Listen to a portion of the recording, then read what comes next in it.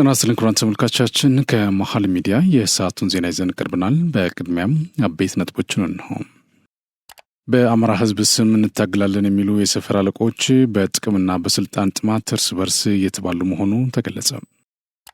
የአሸባሪው ሸኔ በሚንቀሳቀስበት ምዕራብና ምስራቅ ወለጋ በሰራዊቱ በተወሰደ እርምጃ በአጠቃላይ 175 ታጣቂ ሲደመሰስ በርካቶች እጃቸውን ሰጥተዋል። የህወሓት ቡድን ሰላም ብሎ ነገር ስለማያምርበት ከጓዶቼ ጋር በረት አንግቤ ልታገል ወደ በረሃ ወጥቻለሁ ሲል አንድ የትግራይ ተወላጅ ወጣት መልእክቱን አስተላልፏል። በስፋት እንመለስበታለን። ከውጭ ኢራቅ ባጋጠማት ከባድ የአሸዋ አውሎ ንፋስ ከ1800 በላይ ዜጎቿ ሆስፒታል መግባታቸው ተሰማ። ክቡራን ተመልካቾቻችን ከመሃል ሚዲያ እነዚህና ሌሎችም ዜናዎች ይዘን ቀርበናል። ከሀፍታ በኋላ እንመለሳለን። ዩቲዩብ ቻናሉን ሰብስክራይብ እንዲይዙትም ላይክና ሼር በማድረግ የመሃል ሚዲያ ቤተሰብ እንድትሆኑ በአክብሮት እንጋብዛለን። አብራችሁ ነው። የማይደገም እድል ፒያሳ ሊሴ ገብረ ማርያም በሚገኘው ሳይታችን ላይ የመጀመሪያውን ብሎክ 90% ሽያጭ አጠናቀን ሁለተኛውን ብሎክ ለሽያጭ አውጥተናል። በ10% ቅድመ ክፍያ ያለምንም አይነት ተጨማሪ ወለድ ሙሉ በሙሉ በኢትዮጵያ ብር ከባለ 1 መኝታ 64 ካሬ ጀምሮ እስከ ባለ 3 መኝታ 141 ካሬ አማራጮችን ይዘንልዎት መጥተናል።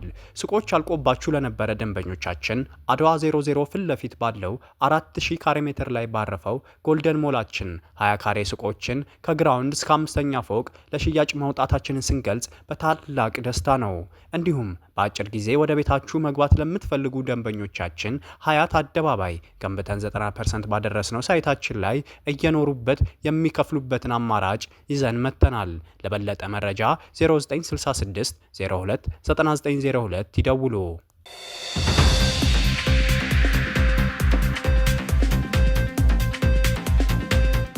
በቅድሚያም ጠቅላይ ሚኒስትር ዶክተር አብይ አህመድ እና ቀዳማዊት እመቤት ዝናሽ ታያቸው በሃኖይ ቪየትናም ይፋዊ ስራ ጉብኝት እያደረጉ ነው። ጠቅላይ ሚኒስትር ዶክተር አብይ አህመድ በ2025 የፒ4ጂ ቪየትናም ጉባኤ ላይ እንደሚሳተፉም የጠቅላይ ሚኒስትር ጽህፈት ቤት ገልጿል። በቆይታቸው ከቪየትናም የፀሐይ ኃይል ማመንጫዎች በማምረት ወደ ውጭ የሚልከውን ቶይ ሶላር ፋብሪካን ጎብኝቷል። ድርጅቱ በቅርቡ በሐዋሳ ኢንዱስትሪ ፓርክ በመግባት በኢትዮጵያ ስራ ጀምሯል። ጠቅላይ ሚኒስትሩ ድርጅቱን ከፀሐይ ኃይል ማመንጫ ምርት ባሻገር የኃይል ማመንጫ ፋብሪካ እንዲያቋቁም አበረታተዋል። ይኸውም ሀገራችን ከያዘችው የአረንጓዴ አሻራ ፖሊሲ ጋር እየተናበበ በማደግ ላይ ላለው የኃይል ጥያቄ ምላሽ በመስጠት ሊያግዝ የሚችል መሆኑን አውስቷል። ለጠቅላይ ሚኒስትር ዶክተር አብይ አህመድ በቪየትናም የሚደረግላቸው አቀባበል እንደሚከተለው ይቀርባል።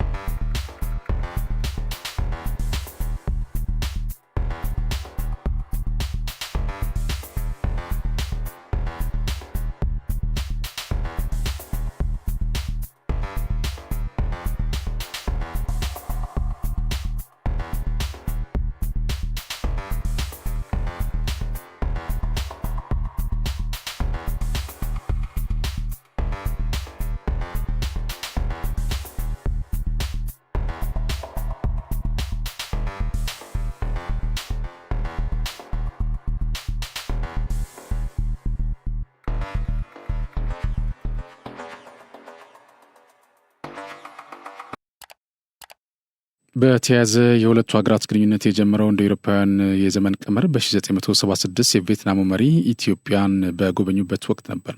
ጉብኝቱ ሁለቱ ሀገራት በዲፕሎማሲ በንግድና ኢንቨስትመንት የተጠናከረ ግንኙነት እንዲኖራቸው ትልቅ መሰረት ጥሏል። ከዚህ ጊዜ ጀምሮ ቪየትናም ከኢትዮጵያ ጋር ግንኙነቷን በማጠናከር በተለያዩ ዘርፎች መሳተፏን አጠናክራ ቀጥላለች። ግንቦት 5 ቀን 2016 ቬይታል የተሰኘው የቴሌኮም ቡድን ለምስራቅ አፍሪካ ጉዳዮች ማስፈጸሚያ ቢሮውን በኢትዮጵያ ለመክፈት መወሰኑን አስታውቋል። በተጨማሪም የቪየትናም ሃይቴክ ወደ ኢትዮጵያ የኮንስትራክሽን ቴክኖሎጂ ለማስረጽ እንደሚፈልግ ተስማምቷል። ቪየትናም በኢትዮጵያ ኤምባሲዋን መክፈት እንደምትፈልግ ከገለጸች በኋላ መስከረም 13 ቀን 2017 ላይ የውጭ ጉዳይ ሚኒስቴር ይሁንታውን ገልጿል። እንደ አውሮፓውያኑ ዘመን ቀመር ሚያዝያ 23 ከ25 ቀን 2018 የቪየትናሙ የፕሬዚዳንት ትራን ዳይ ኳንግና ባለቤታቸው ለሁለት ቀናት ኢትዮጵያን ጎብኝቷል። ጥር 18 2025 ቪየትናም ከኢትዮጵያ ጋር በፖለቲካ ጉዳዮች ላይ ለመመካከር የሚያስችላትን ውይይት በአዲስ አበባ አካሄዳለች። የውጭ ጉዳይ ሚኒስትር ዴኤታ አምባሳደር ምስጋኑ አረጋ በኢኮኖሚው ላይ የተወሰዱትን ማሻሻያዎች በማብራራት ቪየትናም አጋጣሚውን በመጠቀም በኢትዮጵያ ኢንቨስት እንድታደርግ ጥሪ አቅርበው ነበር። ትናንት ጠቅላይ ሚኒስትር ዶክተር አብይ አህመድ ለይፋዊ ስራ ጉብኝት ቪየትናም መግባታቸው ተመላክቷል። የሸኔ ታጣቂዎች በገፍ ለመከላከያ ሰራዊት እጅ በመስጠት ላይ እንደሚገኙ ተገለጸ። የፌዴሪ መከላከያ ሰራዊት በአሸባሪው ሸኔ ላይ በወሰደው ጠንካራ እርምጃ ከፍተኛ ድል እንደተቀዳጀም የወጡ መረጃዎች አመላክተዋል። በምስራቅ ወለጋ ስር ባሉ ጉደያ፣ ቢላ፣ አቤንቱ፣ ሲቡ፣ ስሬ፣ ዋማ፣ ሀጉሎ፣ ቦኒያ፣ ቦሼ፣ ሳሲጋ፣ ሃሮ ሎሚ፣ ክሪሙ፣ ነቀምቴ ከተማና ሌቃ ዱልቻ ወረዳዎች እርምጃ ተወስዷል። በተጨማሪም በምዕራብ ወለጋ ስር ባሉ ላሉ አሳቢ፣ መንሲቡና ቆንዳላ ወረዳዎች ስር በሰራዊት በተወሰደ እርምጃ በአጠቃላይ 175 ታጣቂ ሲደመሰስ 24 ታጣቂ፣ 21 ላውንቸር፣ 144 ኋላ ቀር መሳሪያ ከ93 ክላሽና ጥይቶች ጋር ተማርኳል። በዚህ ዕለት ከ300 በላይ የሚሆን ታጣቂ ከበርካታ ተተኳሽና መሳሪያዎች ጋር እጁን ለሰራዊቱ ሰጥቷል። በአንድ ቀበሌ በደረገ የቤት ለቤት ፍተሻም 17 ሬንጀር፣ 18 ወታደራዊ ጫማዎች እንዲሁም ሌሎች የመገልገያ ቁሳቁሶች ተይዘዋል። በአማራ ሕዝብ ስም እንታገላለን የሚሉ የሰፈር አለቆች በጥቅምና በስልጣን ጥማት እርስ በርስ እየተባሉ እንደሚገኙ ተገለጸ። ይህ የጽንፈኛ ቡድን ገና ከጅምሩ በሶስት ተከፍሎ የተመሰረተ ሲሆን አሁን ስንጥቁ ከሰፍቶ እርስ በርስ ጦር የሚማዘዝበት እርስ በርስ በሴራ የሚተላለቅበት እየሆነ መምጣቱ ምንጮች ገልጿል። በተጨማሪም ሌላ የዚህን ቡድን ልዩነት የሚያሰፋ በአማራ ሕዝብም ላይ ትልቅ መከራን ሊያመጣ የሚችል ክስተት እየፈጠሩ መሆኑን ለማወቅ ተችሏል። በዚህም ክስተት ምክንያት የዚህ ጽንፈኛ ቡድን ልዩነቶችን እየሰፋ የመጣበት ምክንያት ከህወሓት ጋር እንሰራለን አንሰራም በሚለው ሲሆን ይህም ልዩነት በከፍተኛ ሁኔታ ሰፍቶ አመራሮችን ማሳደድ የጀመሩበት ደረጃ ደርሷል። ባሳለፍነው ሳምንትም በደቡብ ጎንደር ሲንቀሳቀስ የነበረው በፋኖ ከፍ ያለው ደሴ የሚመራ ቡድን የዘመነ ካሴ ታጣቂዎች ራሱን ፋኖ ከፍ ያለው ደሴን ጨምሮ መግደላቸው የዚህ ክፍፍል አንዱ መዘዝ እንደሆነ ምንጮች ገልጸዋል። የአማራ ክልል ርዕሰ መስተዳድር አቶ አረጋ ከበደ ለተለያዩ አመራሮች ሹመት ሰጥቷል። በዚህ መሰረት ረዳት ኮሚሽነር አበበ ውቤ የክልሉ ፖሊስ ኮሚሽን ምክትል ኮሚሽነር የወንጀል መከላከል ዘርፍ ኃላፊ፣ ረዳት ኮሚሽነር ታደሰ አያሌው የክልሉ ፖሊስ ኮሚሽን ምክትል ኮሚሽነር የወንጀል ምርመራ ዘርፍ ኃላፊ፣ ኮማንደር አያልነህ ተስፋዬ የክልሉ ፖሊስ ኮሚሽን ምክትል ኮሚሽነር የአስተዳደርና ልማት ዘርፍ ኃላፊ ሆነው እንዲሰሩ ከሚያዝያ 7 ቀን 2017 ዓ.ም ጀምሮ ሹመት ሰጥተዋል። ሰላማዊ ትግል የማይገባውና ህዝቡን ለ50 ዓመታት በላይ ችግር ውስጥ የከተተውን የህወሓትን ለመታገል ብረት አንግበው በረሃ የሚወጡ ወጣቶች ከጊዜ ወደ ጊዜ እየተበራከቱ ነው። ወጣት ሸዊት በርሄ የትግራይ ተወላጅ ሲሆን የህወሓት ቡድን ሰላም ብሎ ነገር ስለማያምርበት ብረት አንግቤ ልታገለው ወደ በረሃ ወጥቻለሁ ሲል በትግርኛ ባስተላለፈው መልእክት ገልጿል። በሀሳብ የበላይነትና ባለው ርዕዮተ ዓለምና ፖሊሲዎች ተፎካክሮና ተማምኖ ህዝብን መምራት የማይችለው ህወሓት በብረት ብቻ ስለሚያምን ትግራይ ክልል ውስጥ ህወሓት በማይገኝበት ነጻ ቦታ ተገኝቼ ከሌሎች ጸረ ህወሓት ጓዶቼ ጋር ቡድኑን ለማጥፋት ተዘጋጅቻለሁ ብሏል። ህወሓት የትግራይ ህዝብን ከኔ ውጭ በሚል በርካታ ወጣቶችን ለእሳት ማግዶ ሲያበቃ አሁንም እኔ ያልመራኋት ሀገር በሚል የስልጣን ጥሙን ለማርካት አሁንም ከታሪካዊ ጠላቶች ጋር በመተባበር የጦርነት ነጋሪት እየጎሰመ መሆኑን ደርሰንበታል። ለዚህ ደግሞ አንንበረከክም ሲል ግለሰቡ መልእክቱን አስተላልፏል። ወጣት ሸዊት በርሄ በትግርኛ ያስተላለፈው ጥቂቱን ተከታትለን መለስ። ሰላማዊ ቃልሲ ዘይአምን ጉጅለ ህወሓት ዕድመ ልክዕ ኣብ ሓይልን ብረትን ዝተመርኮዘ ኣካይዳ ጥራሕ ስለ ዝኸድ ንከምዚ ዓይነት ኣካይዳ ድማ ብዙሕ ግዜ ሞኪና ብኩሉ ዓቕምና ክንቃለስ ነዚ ቅበል ድለ ዘይብሉ ሓይሊ ኣማራ ስለ ዘይብልና ነዚ ክንወግዶ ንኽእል ብረት ተዓጥቀልና ሓውን ብረት ክንዕጠቕ ስለ ንኽእል ጥራሕ እዩ። በኢትዮጵያ ወንጀል ህግ ጸያፍ ወይም ለመልካም ጠባይ ተቃራኒ የሆነ ድርጊት መፈጸም ወንጀል መሆኑን ተደንግጓል ሲል የአዲስ አበባ ፖሊስ አስታወቅም። ከኢትዮጵያውያን ባህል ሃይማኖትና ወግ ተቃራኒ የሆነ በርካታ ድርጊቶችን በማህበራዊ ሚዲያ ላይ ያሰራጨ ግለሰብን በቁጥጥር ስር አውሎ ምርመራ እያጣራ እንደሚገኝ አዲስ አበባ ፖሊስ አስታውቋል። ፖሊስ ግለሰቡ ሚሊየን ድሪባ የሚባል እንደሆነና በተለያዩ ማህበራዊ ሚዲያዎች በሚለቃቸው ተንቀሳቃሽ ምስል በርካታ የህብረተሰብ ክፍሎች ቅሬታቸውን ያነሱበት ጉዳይ እንደሆነም ገልጿል። ከሚነሳው ቅሬታ ባሻገር የኢትዮጵያ የወንጀል ሕግ ጸያፍ ወይም ለመልካም ጠባይ ተቃራኒ የሆነ ድርጊት መፈጸም ወንጀል መሆኑን ይደነግጋል ብሏል። ግለሰቡ በጎዳናዎች ላይ የተለያዩ አጸያፊ በተለይም የሴቶችን ክብር የሚነካ ኢሞራላዊ ድርጊቶች መፈጸም የቀረጻቸውን ምስሎች በመልቀቅ በፈጸመው ህገወጥ ተግባርና በለቀቀው ተንቀሳቃሽ ምስል በቁጥጥር ስር አውሎ ምርመራ እያጣራ እንደሚገኝ ፖሊስ ገልጿል። በአንዳንድ ማህበራዊ ሚዲያዎች የሚለቀቁ አንዳንድ ምስሎች ተገቢነታቸውን ያሳቱና ያፈነገጡ የሆኑ መምጣታቸውን ፖሊስ ገልጾ ህገወጥ ተንቀሳቃሽ ምስሎችን በሚለቁ ግለሰቦች ላይ የሚወሰደውን ህጋዊ እርምጃ አጠናክሮ እንደሚቀጥል የአዲስ አበባ ፖሊስ አስታውቀዋል። ኢንጂነር አይሻ መሐመድ በቤላሩስ የውጭ ጉዳይ ሚኒስትር የተመራውን ከፍተኛ ልዑክ አነጋገሩ። የፌዴራል መከላከያ ሚኒስትር ኢንጂነር አይሻ መሐመድ በኢትዮጵያ ይፋዊ የስራ ጉብኝት ያደረገ ለሚገኘውና በቤላሩስ የውጭ ጉዳይ ሚኒስትር ማክሲም ራህዚህንኮቭ የተመራውን ከፍተኛ ልዑክ በጽህፈት ቤታቸው ተቀብሎ አነጋግረዋል። ኢንጂነር አይሻ ከሌሎች የመከላከያ አመራሮች ጋር በመሆን ለልዑካን ቡድኑ አቀባበል ያደረጉላቸው ሲሆን በተለይም በሁለቱ ሀገራት መካከል በወታደራዊና ጸጥታ ዘርፎች ትብብርን ለማስፋት በሚያስችሉ ጉዳዮች ላይ ተወያይቷል። ሚኒስትሯ በዚህ ወቅት ሁለቱ ሀገራት የጋራ እሴት ታሪክና የባህል መመሳሰል ያላቸው በመሆኑ ይህንን እንደ መልካም አጋጣሚ በመውሰድ ትብብራቸውን ይበልጥ ለማሳደግ ኢትዮጵያ ፍላጎት እንዳላት ገልጸዋል። የውጭ ጉዳይ ሚኒስትሩ በበኩላቸው ሁለቱ ሀገራት በወታደራዊ ስልጠና፣ የመከላከያ ቴክኖሎጂ ልውውጥና በመሳሰሉት መስኮች ትብብርን ማሳደግ አስፈላጊ በመሆኑ ለዚሁ እንደሚሰሩ ተናግረዋል። የውጭ ጉዳይ ሚኒስትሩ በተጨማሪም በኢትዮጵያ እያደረጉት ባለው ይፋዊ ስራ ጉብኝትና ውይይት በግብርና፣ በኢንዱስትሪ፣ በማዕድንና በባህል ዘርፎች ከኢትዮጵያ ጋር አብሮ ለመስራት የሚያስችሉ እድሎች መኖራቸው እና እየተመዘገቡ ያሉ ውጤቶችም ተስፋ ሰጭ መሆናቸውን መገንዘባቸውን ጠቅሰው ይህም በሁለቱ ሀገራት መካከል የበለጠ ጠንካራ አጋርነት እንዲኖር መንገድ የሚከፍት ነው ሲሉ ተናግረዋል። በኮምቦልቻ የኃይል ተሸካሚ መስመር ላይ ባጋጠመ ብልሽት የተቋረጠውን የኤሌክትሪክ አገልግሎት ማስተካከል መቻሉን የኢትዮጵያ ኤሌክትሪክ ኃይል አስታወቅም። በኢትዮጵያ ኤሌክትሪክ ኃይል የሰሜን ምስራቅ ሪጅን አንድ ዳይሬክተር አቶ በድሩ አህመድ ለኢትዮጵያ ዜና አገልግሎት እንደገለጹት በኮምቦልቻ 1 እና ኮምቦልቻ 2 132 ኪሎ ቮልት ኃይል ተሸካሚ መስመር ላይ ብልሽት አጋጥሞ ነበር። በተደረገ ጥረት ስርቆት የተፈጸመባቸውን ሁለት የኃይል ተሸካሚ የብረት ምሰሶዎች ወይም ታወሮች አንዱን በመጠገን ሁለተኛውን ደግሞ በእንጨት ፖል በመተካት በጊዜያዊነት ኃይሉን ማስተካከል አገልግሎት ማስጀመር መቻሉን ተናግሯል። በዚህም ደሴና ኮምቦልቻ ከተሞች፣ በደቡብ ወሎ ወረዳዎችና ከተማ አስተዳደሮች፣ ሰሜን ወሎና ሰሜን ሸዋ ዞን የተወሰኑ ወረዳዎችና ከተሞች የተቋረጠባቸውን የኤሌክትሪክ አገልግሎት ማግኘታቸውን አስታውቋል። ዳይሬክተሩ ህብረተሰቡ በትዕግስት በመጠበቁ ምስጋና ይገባዋልም ብሏል።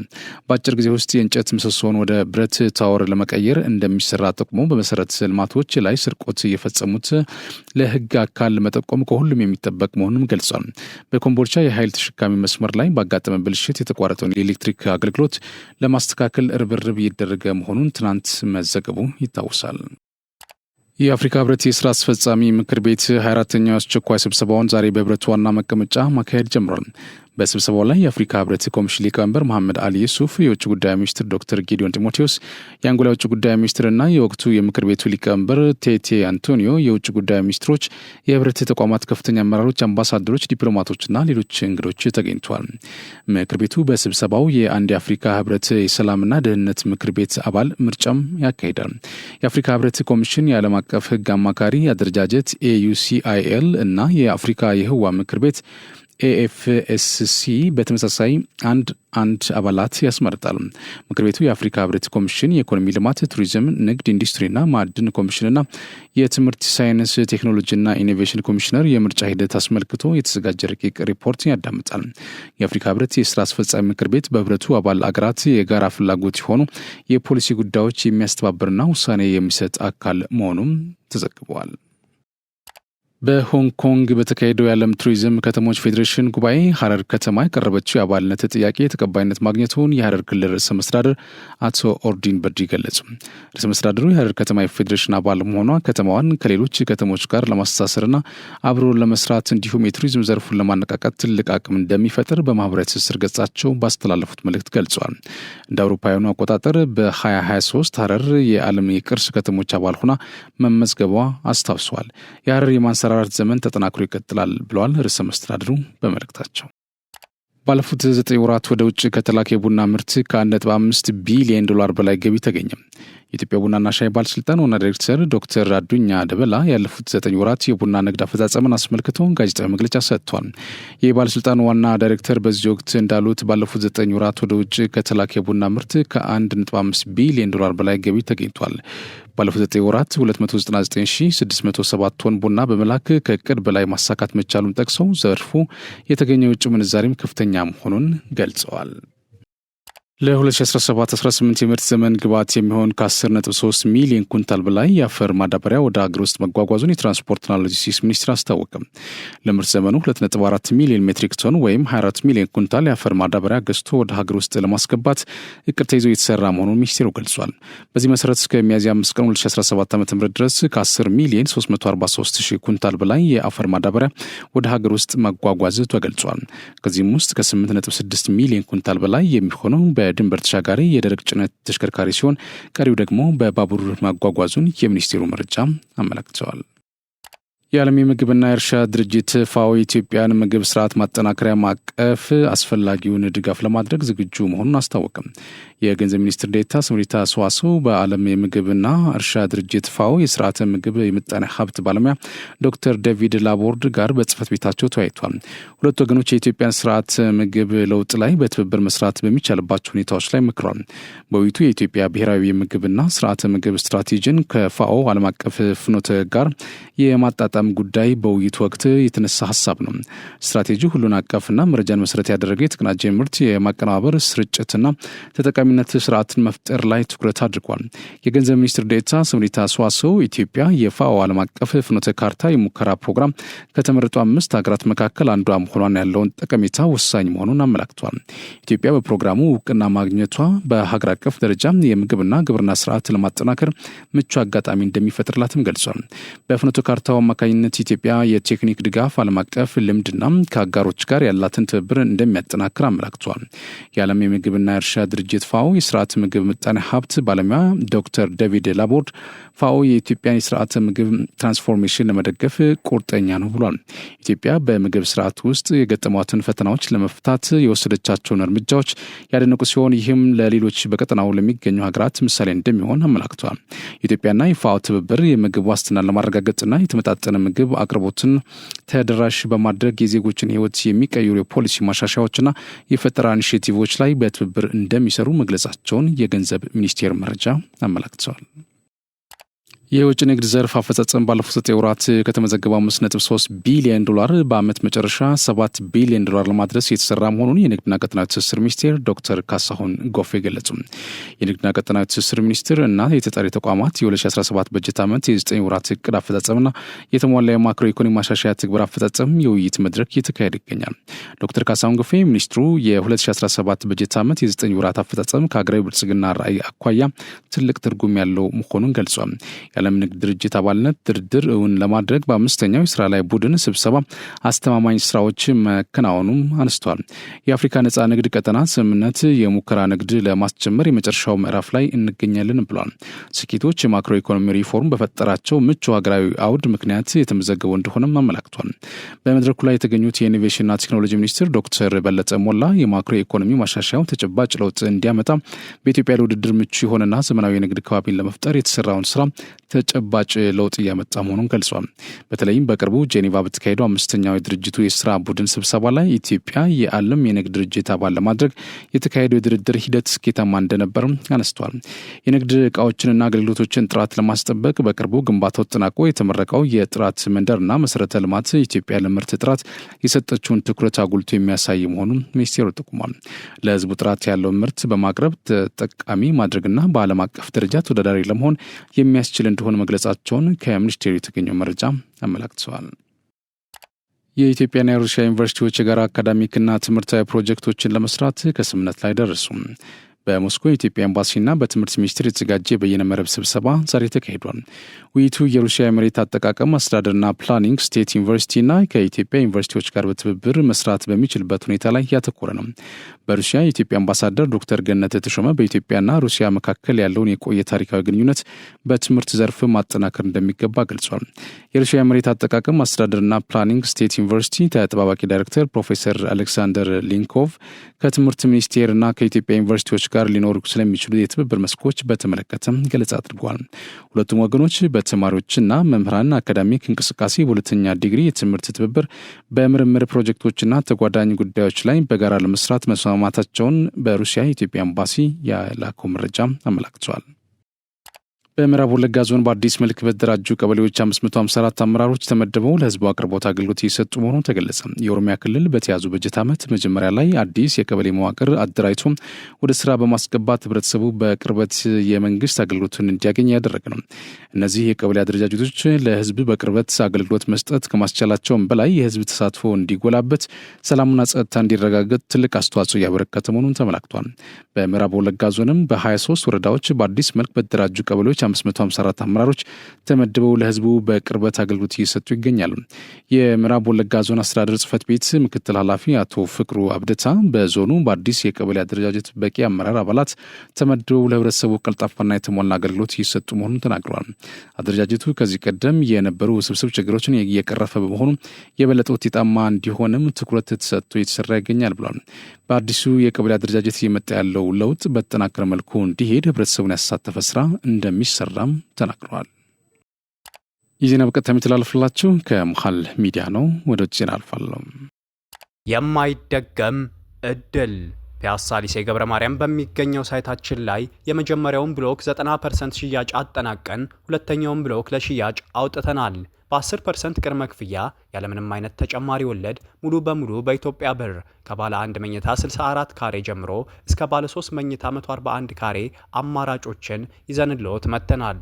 ሱቆች አልቆባችሁ ለነበረ ደንበኞቻችን አድዋ 00 ፊት ለፊት ባለው 4000 ካሬ ሜትር ላይ ባረፈው ጎልደን ሞላችን 20 ካሬ ሱቆችን ከግራውንድ እስከ 5ኛ ፎቅ ለሽያጭ ማውጣታችንን ስንገልጽ በታላቅ ደስታ ነው። እንዲሁም በአጭር ጊዜ ወደ ቤታችሁ መግባት ለምትፈልጉ ደንበኞቻችን ሀያት አደባባይ ገንብተን 90% ባደረስነው ሳይታችን ላይ እየኖሩበት የሚከፍሉበትን አማራጭ ይዘን መጥተናል። ለበለጠ መረጃ 0966 02 9902 ይደውሉ። ኢራቅ ባጋጠማት ከባድ የአሸዋ አውሎ ንፋስ ከ1800 በላይ ዜጎቿ ሆስፒታል ገብቷል። በኢራቅ መካከለኛና ደቡባዊ ሀገሪቱ ክፍሎች በተከሰተው የአሸዋ አውሎ ንፋስ ከመተንፈሻ አካላት ጋር ተያይዞ ችግር ያለባቸው ከ1800 በላይ ዜጎች ሆስፒታል መግባታቸውን የጤና ባለስልጣናት አስታውቋል። በኦንላይን የተሰራጨ ተንቀሳቃሽ ምስሎች እንዳሳዩት ብርቱካናማ ጭጋግ ያለው አውሎ ንፋስ በከተማዋ የተለያዩ አካባቢዎች ሲያውክ አሳይቷል። የአሸዋ አውሎ ንፋሱ በዚህ ዓመት በሀገሪቱ ከተከሰቱ ጠንካራው ነው ተብሏል። አውሎ ንፋሱን ተከትሎም በተለያዩ የሀገሪቱ ክፍሎች የኃይል መቆራረጥና በረራዎች መቋረጣቸውን የሀገር ውስጥ ሚዲያዎች ዘግበዋል። በኢራቅ የአሸዋና የአቧራ አውሎ ንፋሶች የተለመዱ ቢሆንም ከአየር ንብረት ለውጥ ጋር ተያይዞ ከጊዜ ወደ ጊዜ እየጨመረ መምጣቱን የዘገበው ቢቢሲ ነው። የዶናልድ ትራምፕ ትዕዛዝ አላስተናግድም ያለው ሃርቫርድ ዩኒቨርሲቲ ከፌዴራል መንግስት የሚመደብለት $2 ቢሊዮን እንዲታገድ ተወሰነ። ዋይት ሀውስ ሃርቫርድ ማድረግ ያለባቸው ነገሮች ዝርዝር ቢሰጥም ዩኒቨርሲቲው አልፈቀደም። ዋይት ሀውስ ዝርዝሩን የላከው ጸረ ሴማዊነትን ለመታገል ነው ተብሏል። የትምህርት ሚኒስትር የሃርቫርድ ውሳኔ በትምህርት ዘርፉ ያለውን ማን አለበኝነት ያሳያል ብሏል። ሃርቫርድ የአስተዳደርና ቅጥር ለውጥ እንዲያደርግ ተጠይቋል። ሆኖም ግን ዋይት ሀውስ ሊቆጣጠረን እየሞከረ ነው ሲሉ ውድቅ አድርጓል። ይህም ትራምፕን አሻፈረኝ ያለ ቀዳማዊ ትልቅ ዩኒቨርሲቲ ነው። ትራምፕ ዩኒቨርሲቲዎች ለአይሁዳውያን ተማሪዎች ከለላ እየሰጡ አይደለም ብለው ሲተቹ ነበር። በአሜሪካ ትልቅ ዩኒቨርሲቲዎች የጋዛን ጦርነት በሚቃወሙና እስራኤልን በሚደግፉ ተማሪዎች መካከል ግጭት ሲነሳ ነበር። የሃርቫርድ ዩኒቨርሲቲ አለን ጋርበር በሕግ ክፍላችን በኩል መንግስት ያቀረበውን ማሻሻያ እንደማንቀበል አስታውቀናል። ሕገ መንግስታዊ መብታችንን አሳልፈን አንሰጥም ብሏል። ጸረ ሴማዊነትን ዩኒቨርሲቲው እንደማይቀበልና መንግስት ግን ነገሮችን እያጋነነ መሆኑን ዩኒቨርሲቲው አስታውቋል። አብዛኞቹ ትዕዛዞች የመንግስትን ቁጥጥር የሚያጠብቁ ናቸው ብሏል ፕሬዚዳንቱ። ዩኒቨርሲቲው የሚያገኘው $2.2 ቢሊዮን ድጎማና $60 ሚሊዮን የኮንትራት ገንዘብ ተቋርጧል። ሃርቫርድ ከፌዴራል መንግስት በጀት ለማግኘት እንዲችል ከዋይት ሀውስ ከተሰጡት 10 ማሻሻያዎች መካከል አንደኛው ለአሜሪካ አደገኛ የሆኑ ተማሪዎችን መጠቆም ነው። ጸረ ሴማዊነትን የሚያባብሱ የተባሉ የትምህርት ክፍሎችን አሰራር በገለልተኛ ባለሙያዎች ማስፈተሽም ይገኝበታል። ባለፉት 2 ዓመታት ተቃውሞ ያደረጉ ተማሪዎችም መቅጣትም ተካቷል። ከወራት በፊት የትልልቅ ዩኒቨርሲቲዎች ፕሬዚዳንት በኮንግረስ ቀርበው ቃላቸውን ሲሰጡ የአይኑ የሃርቫርድ ዩኒቨርሲቲ ፕሬዚዳንት ክላውዲን ጋይ አይሁዳውያን ተማሪዎች እንዲገደሉ የሚጠይቅ ንግግሮች መታለፍ አልነበረባቸውም ብለው ይቅርታ ጠይቋል። ትራምፕ ወደ $256 ሚሊዮን የሚሆን የሃርቫርድ ድጎማና በየዓመቱ የሚመደበውን $8.7 ቢሊዮን በድጋሚ እንደሚያጤኑ መግለጻቸው ይታወሳል። ከዚህ ቀደም የኮሎምቢያ ዩኒቨርሲቲ $400 ሚሊዮን የፌዴራል ፈንድ መቋረጡ አይዘነጋም። ኮሎምቢያ ዩኒቨርሲቲ ብዙም ሳይቆይ ዋይት ሃውስ ያቀረባቸውን የማሻሻያ ሀሳቦች ለመተግበር ተስማምቷል ሲል የዘገበው ቢቢሲ ነው። ክቡራን ተመልካቾቻችን ከመሃል ሚዲያ ለሰዓቱ ያዝናቸው ዜናዎች እነዚህ ናቸው። ስለተከታተላችሁ እናመሰግናለን። ከዝግጅቶች ይቀጥላሉ። በእኔ በኩል ጨርሻለሁ። በያላችሁበት ሰላም ሁኑ።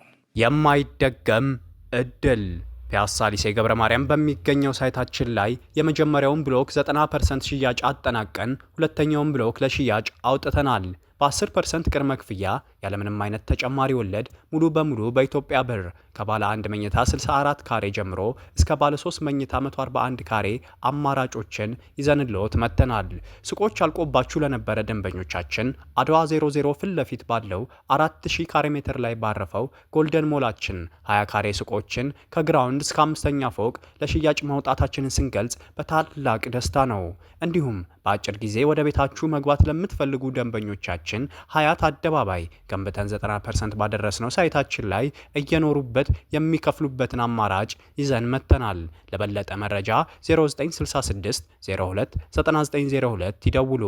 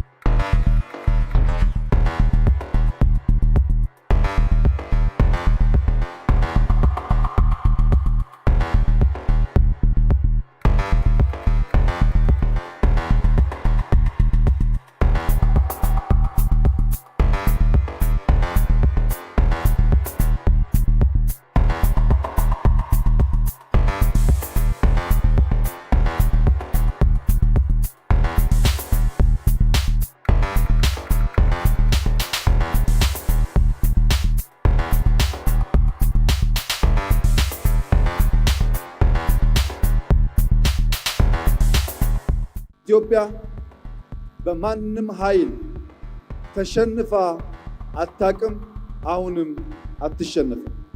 ኢትዮጵያ ማንንም ሀገር ወራ አታቅም፣ አሁንም ማንንም ሀገር ኢትዮጵያ አትወርም።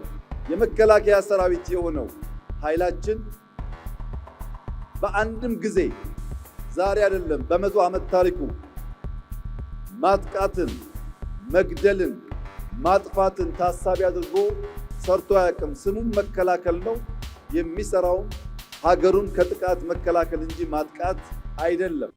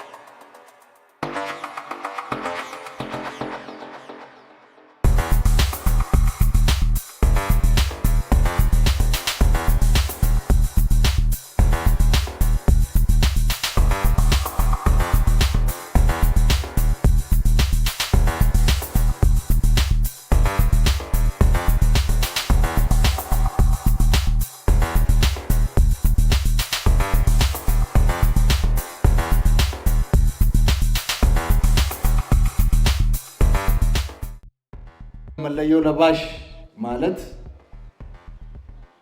የላቀ ብቃት ያለው ማለት ነው። የተኩስ ብቃቱ የላቀ ነው። አካል ብቃቱ የላቀ ነው። ወታደራዊ እውቀቱ የላቀ ነው። ጽናቱ የላቀ ነው። ለአገሩ በቁርጠኝነት በታማኝነት በማገልገል የላቀ ነው ማለት ነው። ቀይ መለዮ ለባሽ ማለት ቀይ መለዮ ለባሽ ማለት እንደተባለው ማርሽ ቀያሪ ነው። የውጊያ ማርሽ ይቀይራል። የጀግኖች ምልክት ነው። የአንበሶች ምልክት ነው። በየመንደሩ ወጣቶች እናንተን ለመምሰል ይፈልጋሉ። ሞዴል ስለሆናችሁ ይህንን ሞዴል የማይወድ የለም። ሁሉም ይወደዋል። ሁሉም ለመምሰል ይሞክራል። እናንተ ደግሞ ሰልጥናችሁ ደክማችሁ ለፍታችሁ ያገኛችሁት ቀይ መለዮ ነው። ዝም ብሎ ተሰፍቶ ጭንቅላት ላይ የሚደረግ አይደለም። የኢትዮጵያ ሕዝብ እናንተን ሲያይ ከዚህ በፊትም ተናግሬ ያለው ኩራት ይሰማዋል። የሕዝባችን አለኝታ ናችሁ። የሀገራችን መከታ ናችሁ። ጀግኖች ናችሁ። ብቃት አላችሁ። ውጊያ ትቀይራላችሁ። በእናንተ ላይ ኢንቨስት ማድረግ በጣም ተገቢ ኢንቨስትመንት ነው ብለን እንወስዳለን። በተግባርም አይተናል። በተግባር አሳይታችሁናል። መከላከያ በሚጽፋቸው መጽሐፎች ውስጥ የእናንተ ስራ ገዢ ቦታ ይዛል። ካለፉ ጀግኖች የኮማንዶና የአየር ወለድ ሰራዊት የወረሳችሁት እናንተ ዛሬ ያላችሁ እናንተ ደግሞ ዛሬ የሰራችሁት ስራ እናንተ ለሚተኩ አዲስ ትውልድ የሚተላለፍ ይሆናል። ይሄ ማለት ጀግንነትን ከትውልድ ወደ ትውልድ ለማስተላለፍ የሚያስችል ምቹ ሁኔታ ይፈጥራል ማለት ነው።